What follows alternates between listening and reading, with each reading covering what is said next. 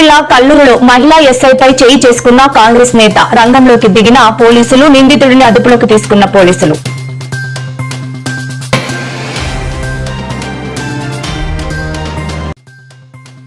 నేడు బక్రీద్ పర్వదినం సందర్భంగా శుభాకాంక్షలు తెలిపిన సీఎం చంద్రబాబు, మంత్రి లోకేష్.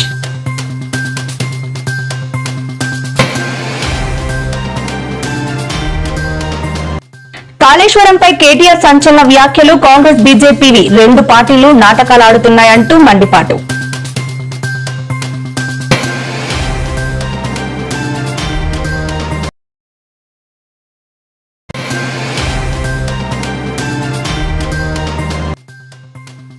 మానవత్వం చాటుకున్న సీఎం రేవంత్ రెడ్డి. 4 ఏళ్ల చిన్నారి సమస్యపై చలించిపోయిన సీఎం. ఉచితంగా సర్జరీకి ఆదేశాలు జారీ చేసిన సీఎం.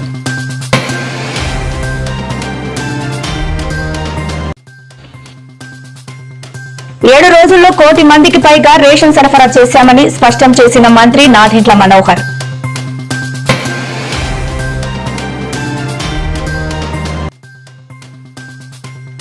రేవంత్ రెడ్డిపై సంచలన వ్యాఖ్యలు చేసిన మాజీ మంత్రి హరీష్ రావు. స్టాండర్డ్ డైలాగులు మానుకో అంటూ హాట్ కామెంట్స్.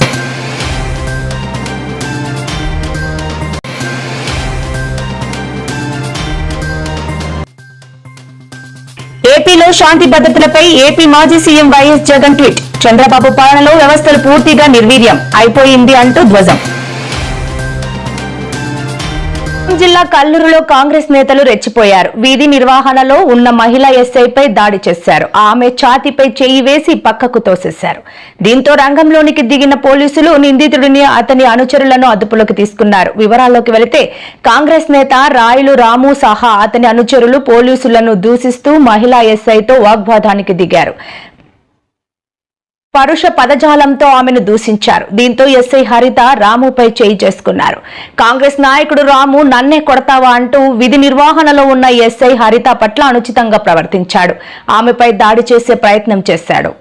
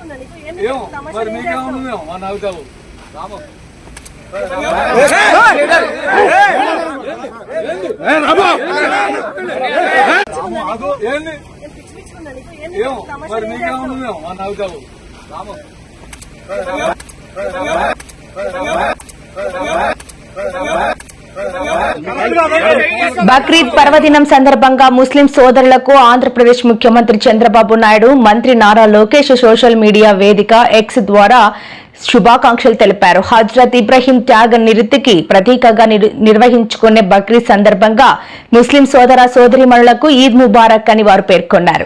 త్యాగ బుద్ధిని, నిజమైన భక్తి ప్రపత్తలు కలిగి ఉన్నవారే దైవ కృపకు పాత్రలు అవుతారనే సూక్తిని బక్రీద్ మనకు తెలియజేస్తుందని తెలిపారు.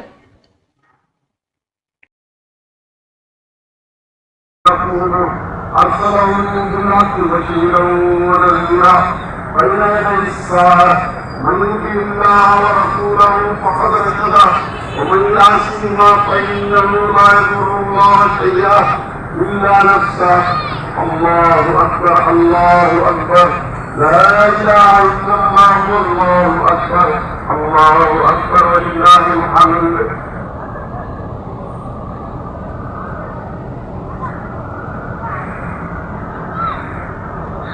أكبر عليهم غير المغضوب عليهم ولا الضالين.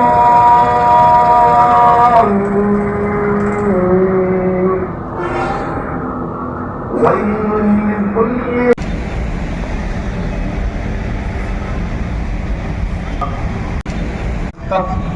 असर तक तकबीरात तशरीफ का पढ़ना एक मरतबा वाजिब है। अल्लाह आप लोगों को जज़ाए खैर दे। ये चीज़ याद रखें कि ईद उल अज़हा बकरीद क्या है, कि इब्राहीम अलैहिस्सलाम की सुन्नत है। इसमें कई रिवायतें आती हैं। ये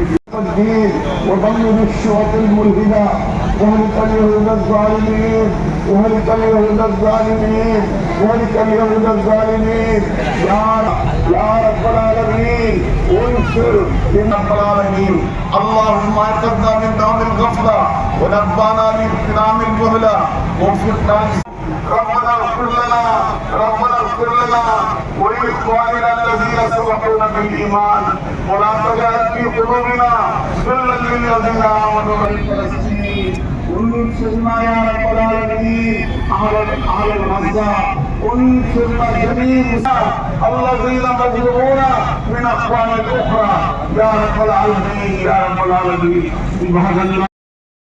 కాళేశ్వరం ప్రాజెక్టుపై కాంగ్రెస్ బీజేపీలు నాటకాలు ఆడుతున్నాయని బీఆర్ఎస్ వర్కింగ్ ప్రెసిడెంట్ మాజీ మంత్రి కేటీఆర్ అన్నారు. ఇవాళ హైదరాబాద్ లోని తెలంగాణ భవన్ లో కాళేశ్వరం ప్రాజెక్టుపై వాస్తవాలను ప్రజలకు చెప్పేందుకు హరీష్ రావు ఏర్పాటు చేసిన పవర్ పాయింట్ ప్రెజెంటేషన్ కు ఆయన హాజరయ్యారు. ఈ సందర్భంగా కేటీఆర్ మాట్లాడుతూ నీటిపారుదల శాఖలో ఏ మంత్రి పనిచేయనంత ఉధృతంగా 10 ఏళ్ల కేసీఆర్ పాలనలో హరీష్ రావు పనిచేశారని అన్నారు.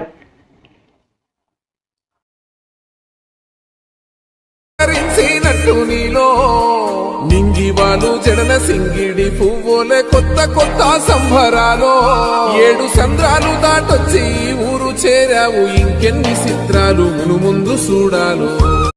కానీ ఈరోజు నీళ్లు నిధులు నియామకాలు అనే ట్యాగ్ లైన్ ఎక్కడో పోయింది.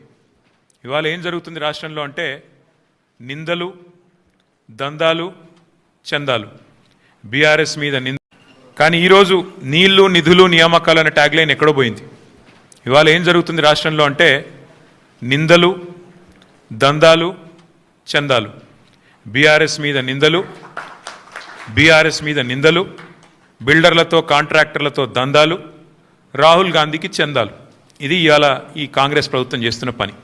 గతంలో సాగునీటి రంగంలో జరిగిన అన్యాయం గురించి సంపూర్ణమైన అవగాహన ఉన్న నాయకులుగా ఇరిగేషన్ మంత్రిగా అత్యద్భుతంగా పనిచేసి అటు మిషన్ కాకతీయ కానీ ఇటు సాగునీటి ప్రాజెక్టులు కానీ శరవేగంగా పూర్తి చేసి ఇవాళ తెలంగాణలో కొత్తగా 1 కోటి ఎకరాల మాగాణం కేసీఆర్ గారి ప్రభుత్వంలో సృష్టించబడ్డది అంటే దానికి ప్రధాన కారకులు పెద్దలు మాజీ మంత్రివర్యులు హరీష్ రావు గారు. అయితే ఈ అప్పర్ మానేరు కూడా మొత్తం ఎండిపోయి ఆ సిరిసిల్ల నేరుల తాగపారు ఎండిపోయింది. వాళ్ళు నాశనం అయిపోయింది. మంచిలో కూడా లేకపోయారు. అన్ఫార్చునేట్లీ ఏంటంటే వీటికి ఆల్టర్నేటివ్ స్కీమ్స్ ఆలోచిస్తలేదు. నిజాం సాగర్ పోతే దానికి ఆల్టర్నేటివ్, అప్పర్ మానేరు పోతే దీనికి ఆల్టర్నేటివ్. అయితే మన చీఫ్ ఇంజనీర్ విద్యాసాగర్ రావు గారి నేతృత్వంలో ఒక 14 మంది ఇంజనీర్ల టీం 1 మంత్ తిరిగింది మొత్తం తెలంగాణ. అంటే ఎక్కడ వాటర్ ఎట్లా మనం టైప్ చేస్తే వస్తుంది. వాళ్ళు సీడీ కూడా తయారు చేసింది ఆల్రెడీ. దాని కొద్ది రోజులు బయట పెట్టింది. ఇది మానేరు ఇంకెక్కువ చేస్తుంది. మినిమం ఇంకో 30 అయితే గ్యారంటీ అందుబాటులో ఉంటుంది ఇక్కడ. అంటే Singur project is equal to మనకు దగ్గర 50 నుంచి 60 టీఎంసీల నికర జల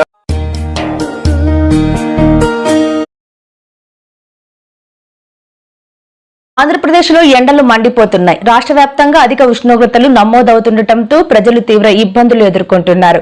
వాతావరణ శాఖ హెచ్చరికల ప్రకారం రాష్ట్రంలోని పలు ప్రాంతాల్లో ఉష్ణోగ్రతలు 42 డిగ్రీల సెల్సియస్ను దాటుతున్నాయి. ముఖ్యంగా రాయలసీమ, తూర్పుగోదావరి, కృష్ణా జిల్లాల్లో ఎండ తీవ్రత ఎక్కువగా ఉంది. ఈ పరిస్థితులను ప్రజలు నిప్పులు కొలిమిగా వ్యవహరిస్తున్నారు.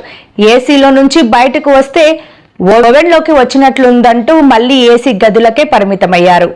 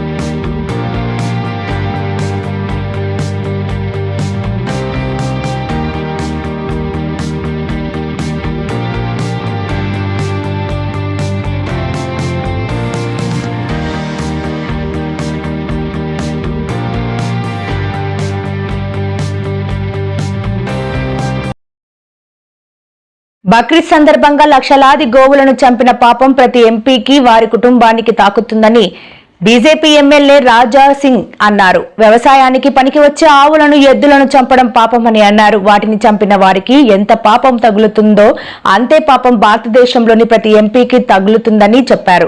వాళ్ళ కుటుంబ సభ్యులకు తరతరాలుగా తగులుతుందని చెప్పారు. గోవధను నిషేధించాలని పార్లమెంటులో ఎందుకు బిల్ వేయడం లేదని ప్రశ్నించారు. ఈరోజు బక్రీద్ ఉన్నది. బక్రీద్ సందర్భంలో మీరేం కోస్తారో అది మాకు అనవసరం, కానీ కావాలని మా గౌమాత పిల్లల్ని మంచి వ్యవసాయంకి పనికొచ్చే ఎట్లాంటి మంచి ఎద్దులని ఇవాళ మీరు కోస్తారు. అది చాలా పెద్ద నేరం, అది పెద్ద పాపం కూడా. ఆవులని చంపే పాపం, ఎవరు ఆవులని చంపుతారు కదా వాళ్ళకి ఎంత పాపం తలుగుతుంది అంతే పాపం. ఇవాళ యావత్ భారతదేశంలో ఉన్న ప్రతి ఒక్క ఎంపీ పైన కూడా ఆ పాపం తలుగుతుంది, వాళ్ళ కుటుంబ సభ్యులు కూడా తలుగుతుంది. తరాలు ఆ పాపం మీకే ఫాలో చేస్తుంది. ఎవరికైనా మీరు ఫాలో చేస్తారు కదా, ఆ పండితులకి మీరు ఒక్కసారి కనుక్కోండి. ఎందుకంటే గోవధ నిషేధం కావాలి అని పార్లమెంట్లో ఎందుకు బిల్ పెడతలేదు? ఒకవేళ గతంలో కొంతమంది ప్రైవేట్ బిల్ వేసిన సమయంలో ఎందుకు మీరు సపోర్ట్ చేయలేదు? ఒక్కసారి మీరు ఆలోచన చేయండి. ఇవాళ లాక్స్ ఆఫ్ గౌమాత పిల్లల్ని, మంచి ఎద్దులని ఈ బక్రీద్ సందర్భంలో చంపి తినేస్తారు. ఆ పాపం వాళ్ళకు 100% తలుగుతుంది. కానీ ఇవాళ నోరు మూసుకొని చాలా మంది లీడర్లు ఉన్నారు కదా, చాలా మంది ఎంపీలు ఉన్నారు కదా, ఆ పాపం వాళ్ళు కూడా తలుగుతుంది. ప్రతి ఒక్క రాష్ట్ర ముఖ్యమంత్రులు కూడా ఆ పాపం తలుగుతుంది. ఇది నేను కాదు, శాస్త్రం చెప్పిన మాటలే నేను చెప్తున్నా. అందుకోసం ఇట్లాంటి పాపానికి భాగస్వామ్యం కాకూడదు. అందుకోసం వచ్చే పార్లమెంటులో గో హత్య నిషేధం పైన, గోమాతని రాష్ట్ర మాత చేయాలి, జాతి పశువుగా ప్రకటించాలని దాని గురించి ఒక బిల్ మీరు పెట్టాలి. ఆ బిల్కి ప్రతి ఒక్క ఎంపీ సపోర్ట్ చేయాలని నేను ప్రతి ఒక్క పార్లమెంటు సభ్యులకి నేను మరీ రిక్వెస్ట్ చేస్తున్నాను. ఎందుకంటే ఇవాళ చూస్తున్నాం, మాకు హౌస్ అరెస్ట్ చేసినారు. దాదాపు 3-4-5 డేస్ నుంచి మేము హౌస్ అరెస్ట్లో ఉన్నాం. కానీ ఇవాళ పోలీస్ సెక్యూరిటీలో మంచి ఎద్దులని చంపేస్తున్నారు, రోడ్ పైన అమ్ముతున్నారు. ఇవాళ రేపు ఒక్క హిందూ కూడా రోడ్ పైన తిరగలేరు. ప్రతి ఒక్క చెత్త కుండీలో ఎద్దులు తలకాయ కనబడుతుంది, గోమాత పిల్లలు తలకాయ కనబడుతుంది. ఇంత పాపం మన భారతదేశంలో జరుగుతుంది. మన స్టేట్లో జరుగుతుంది. అందుకోసం ఈ పాపంకి ప్రతి ఒక్క వ్యక్తి సభ్యుడవుతారు. ప్రతి ఒక్క వ్యక్తికి ఈ పాపం తెలుగుతుంది. ఏ వ్యక్తి గోహత్య గురించి ఎవరు మాట్లాడతారు కదా, ప్రతి ఒక్క వ్యక్తికి, ప్రతి ఒక్క లీడర్కి, ప్రతి ఒక్క పార్లమెంట్ సభ్యుడికి ఈ పాపం తెలుగుతుంది. తెలంగాణ సీఎం మానవత్వం చాటుకున్నారు. వినికిడి లోపంతో బాధపడుతున్న ఓ చిన్నారికి ఉచితంగా సర్జరీ చేయించాలని ఆదేశించారు. 4 ఏళ్ల లిఖిత శ్రీ అనే చిన్నారి వినికిడి సమస్యతో బాధపడుతోంది. దీంతో వైద్యులు కాక్లియర్ ఇంప్లాంట్ సర్జరీ చేయించాలని చెప్పారు. కానీ తల్లిదండ్రుల వద్ద అంత స్తోమత లేకపోవడంతో ఆందోళన చెందారు. పాప విషయం సీఎం దృష్టికి తీసుకెళ్లడంతో ఆయన వెంటనే ఉచితంగా పాపకు సర్జరీ చేయించాలని అధికారులను ఆదేశించారు. సీఎం ఆదేశాలతో అధికారులు పాపకు ఫ్రీగా సర్జరీ చేసే ఏర్పాట్లు చేస్తున్నారు. దీంతో లిఖిత శ్రీ కుటుంబ సభ్యులు సీఎంకు కృతజ్ఞతలు తెలిపారు.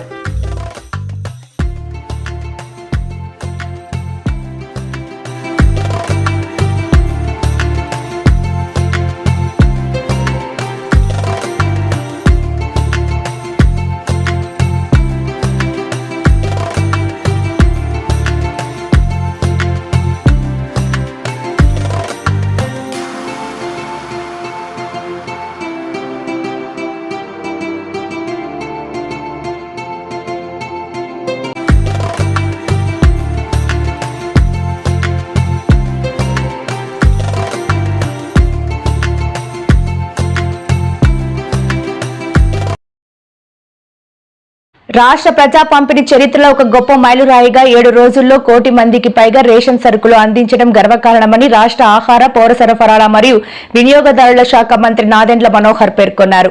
65 సంవత్సరాల పైబడిన వృద్ధులు, దివ్యాంగుల కోసం ప్రత్యేకంగా ఇంటి వద్దకే సరుకులు అందించే సేవను అందుబాటులోకి తీసుకొచ్చామన్నారు.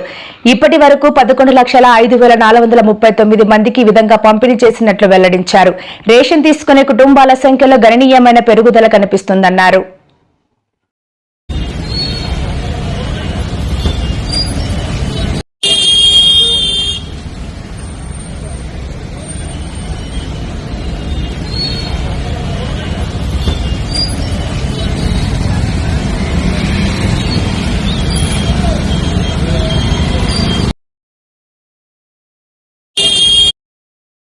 శాతం తెనాలి ప్రజలు ఈరోజు కోరుకుంటున్నారు.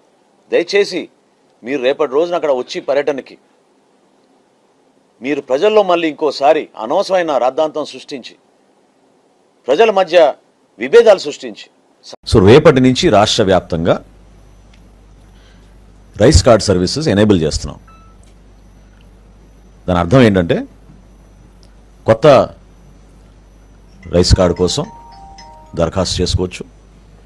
అదేవిధంగా ఒక కుటుంబంలో స్ప్లిట్టింగ్ ఆఫ్ రైస్ కార్డు కూడా పర్మిట్ చేస్తున్నాం.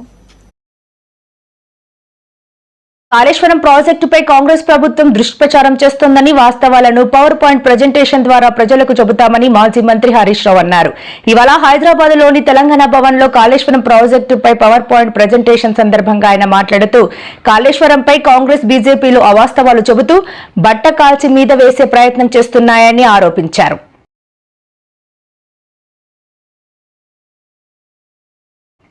ఇదే అంశంపై బీజేపీ కూడా స్పందించడం లేదని ధ్వజమెత్తారు.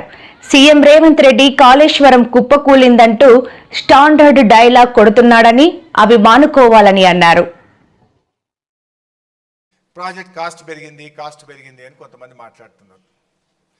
ఐ కెన్ ఛాలెంజ్, మన రాష్ట్రంలోనే కాదు ఈ భారతదేశంలో ఎస్టిమేటెడ్ కాస్ట్తో ఒక్క ప్రాజెక్ట్ కూడా ఈ భారతదేశంలో ఇప్పటిదాకా పూర్తి కాలేదు. There is no project in the country. అంటే వీళ్ళు ఏం చేస్తుండ్రు, కాళేశ్వరం ప్రాజెక్ట్ కాస్ట్ పెరిగింది, పెంచిండ్రు అని చెప్తున్నారు. అసలు ఈ దేశంలో, ఈ రాష్ట్రంలో అతి తక్కువ పెరిగిన ప్రాజెక్ట్ కాస్ట్తో పూర్తి చేసిన project that is one and only project Kaleshwaram project. Nagarjuna Sagar 1954లో 122 కోట్లతో అంచనా వేసి ఎస్టిమేట్ చేసి పనులు స్టార్ట్ చేసిండ్రు. పూర్తయ్యే నాటికి 1183 కోట్లు, అంటే 9 రెట్లు పెరిగింది ప్రాజెక్ట్ కాస్ట్. 122 1183 కోట్లయింది. శ్రీరామ్ సాగర్ 40 కోట్లతో స్టార్ట్ అయితే 4300 కోట్లయింది. అది అంటే 107 టైమ్స్, 107 రెట్లు పెరిగింది శ్రీరామ్ సాగర్ ప్రాజెక్ట్. జూరాల, మహబూబ్నగర్లో కట్టిన జూరాల 70 కోట్లతో స్టార్ట్ అయితే పూర్తయ్యేసరికి 1815 కోట్లు అంటే 25 రెట్లు పెరిగింది జూరాల. పులిచింతల 565 కోట్లతో స్టార్ట్ చేస్తే 1816 కోట్లు 3.2 టైమ్స్ ప్రాజెక్ట్ కాస్ట్ పెరిగింది. దెన్ సింగూరు 29 కోట్లతో స్టార్ట్ చేస్తే 169 కోట్లు 5.7 రెట్లు పెరిగింది. ఎల్లంపల్లి 900 కోట్లతో స్టార్ట్ చేస్తే 2048 కోట్లు 5.7 రెట్లు అంటే యాక్చువల్ ఇంకా మూడోది కూడా ఉంది సవరణ 5.7 రెట్లు పెరిగింది. దేవాదుల ఇంకా పూర్తి కాలేదు, బట్ యాజ్ ఆన్ టుడే 6000 కోట్లతో స్టార్ట్ చేస్తే ఇప్పటికే 17,500 కోట్లు ఖర్చు అయ్యి 2.9 రెట్లు దేవాదుల పెరిగింది. మరి కాళేశ్వరంకి వస్తే 80,000 కోట్లతో డిపిఆర్ అప్రూవల్ అయింది. పోయే నాటికి అయిన ఖర్చు 94,000 కోట్లు మాత్రమే. 80,000 కోట్లతో ప్రాజెక్ట్ రూపకల్పన జరిగింది. అది 3rd టీఎంసీ కూడా కలిపితే 1,27,000 కోట్లు ప్రాజెక్ట్ కాస్ట్ మనం ఫైనల్ కాస్ట్ వచ్చింది. హార్డ్లీ పూర్తయితే 1,50,000 కూడా దాటదు. అంటే డబల్ కూడా కాలే, నాట్ ఈవెన్ డబుల్. ఓ 2 రెట్లు కూడా కాలే. ఏది చూసినా 9 రెట్లు, 107 రెట్లు, 25 రెట్లు, 3 రెట్లు, 5 రెట్లు, 5 రెట్లు, 2.9 రెట్లు. కానీ కాళేశ్వరం 0.5 మాత్రమే పెరిగింది. తర్వాత ప్రాజెక్ట్ కాస్ట్ ఎందుకు పెరిగింది అనేది ఒక డిస్కషన్ వస్తుంది. దీంట్లో వాస్తవానికి ప్రాణహితలో ఏముండే, రీఇంజనీరింగ్ తర్వాత కాళేశ్వరం ఏమైంది, సింపుల్గా అర్థం చేసుకోవడానికి చాలా పాయింట్స్ ఉన్నాయి కానీ బ్రీఫ్గా పెట్టినాం. ఆ రోజు జలాశయాల సామర్థ్యం 16 టీఎంసీలు. ఈ 16లో 11 టీఎంసీలు బ్యారేజీ, తమ్మిడిహట్టి బ్యారేజీ. అది 152 మీటర్ల ఎత్తున కడితే 11 వస్తుంది. ఆ 11 తప్పితే ఎంత ఉన్నట్టు 5. కానీ ఇక్కడికి వస్తే 141 టీఎంసీల సామర్థ్యం. ఎక్కడ 16, ఎక్కడ 141, ఆల్మోస్ట్ 10 టైమ్స్ మోర్. 10 అంతల రిజర్వాయర్ల సామర్థ్యం పెరగాలంటే ప్రాజెక్ట్ కాస్ట్ పెరుగుతుందా పెరగదా? అంటే 1,00,000 ఎకరాలకు పైగా ల్యాండ్ ఎక్విజేషన్ చేసినాం మనం. ఆనాడు ప్రాణహిత చేవెళ్లలో ల్యాండ్ ఎక్విజేషన్కి ఎకరానికి 2 లక్షలు పెట్టిండ్రు. కానీ కాళేశ్వరంలో మనము ఎకరానికి 9 నుంచి 18 లక్షల రూపాయలు కూడా ఇచ్చినాం. సో అది రిజర్వాయర్ల సామర్థ్యం. నీటి వినియోగం అక్కడ 160 టీఎంసీలు అయితే ఇక్కడ 240 టీఎంసీలు. ఆయకట్టు 16,40,000 ఎకరాలు అయితే ఇక్కడ 37 లక్షల ఎకరాలు. పంపింగ్ సామర్థ్యం ఒక రోజుకు 1.8 టీఎంసీ ఉంటే ఇక్కడ 3 టీఎంసీలు, అంటే ఆల్మోస్ట్ డబుల్. పంపింగ్ సామర్థ్యం డబుల్, రిజర్వాయర్ల సామర్థ్యం 10. గ్రౌండ్ వాటర్ బోర్డ్ 21st నిర్మాణం చేయగలిగారు. అంటే Kaleshwaram has every permission, every approval. అంటే స్టాట్యుటరీగా రాష్ట్ర కేంద్ర ప్రభుత్వాల నుంచి తీసుకోవాల్సిన అన్ని అనుమతులను కాళేశ్వరం ప్రాజెక్టు పొందింది, ఇంక్లూజింగ్ కాస్ట్ అప్రైజల్. డిపిఆర్ కూడా 80,000 కోట్లకు కేంద్ర ప్రభుత్వం సిడబ్ల్యూసి ఆమోదించింది. రాష్ట్రంలో శాంతి భద్రతలు క్షీణించాయంటూ ప్రభుత్వంపై ఆగ్రహం వ్యక్తం చేశారు వైసీపీ అధినేత మాజీ సీఎం వైఎస్ జగన్. ప్రభుత్వాన్ని నిలదీస్తూ దీనిపై సోషల్ మీడియాలో వేదికగా ఓ పోస్ట్ పెట్టారు. చంద్రబాబు పాలనలో వ్యవస్థలు పూర్తిగా నిర్వీర్యమైపోయాయి. రాజకీయ కక్షలతో చంద్రబాబు, ఆయన పార్టీ నాయకులు చేస్తున్న నేరపూరిత చర్యలు, ఆలోచనల కారణంగా రాష్ట్రంలో లా అండ్ ఆర్డర్ కుప్పకూలిపోయింది. రాష్ట్రంలో ఎవరికి రక్షణ, భద్రత లేకుండా పోయింది. తిరుపతి జిల్లా శ్రీకాళహస్తిలో జరిగిన ఘటన ప్రత్యక్ష ఉదాహరణగా పేర్కొన్నారు జగన్. రూమ్ అన్నారు కదా భయ్యా, అది బ్రో మీరు ఇక్కడ రూమ్ ఉంది చూడండి అని చెప్పి మీరే అన్నారు.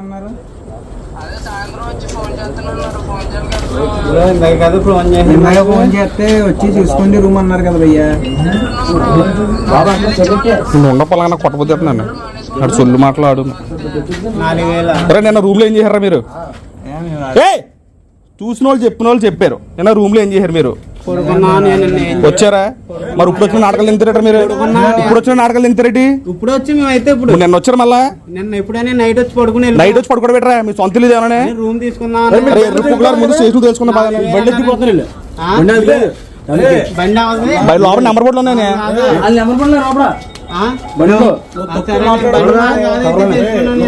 మాట్లాడు